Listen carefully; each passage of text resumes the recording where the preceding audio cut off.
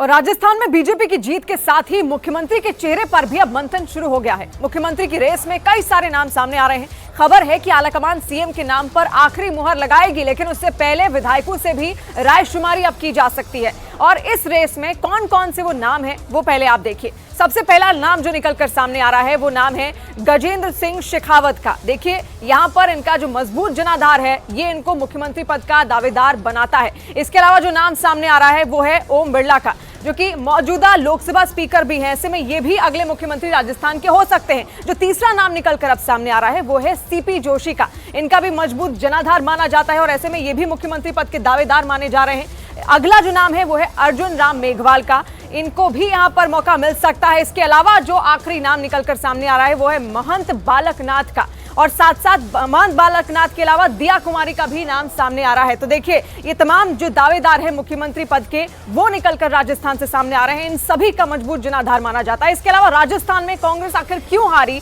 इसको लेकर भी लगातार विश्लेषण चल रहा है। और गहलोत की सत्ता कैसे गई, इसकी वजहों का दावा किया गया है।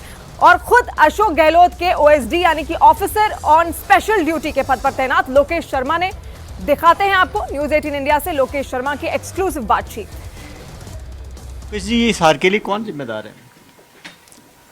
देखिए, जहाँ तक जिम्मेदारी की बात है तो मैंने कल शाम को एक खुला पत्र पोस्ट के रूप में लिखा कि जो फीडबैक दिए जा चुके थे अगर उन पे काम किया जाता तो ये स्थितियाँ नहीं बनती, ये परिणाम नहीं आते।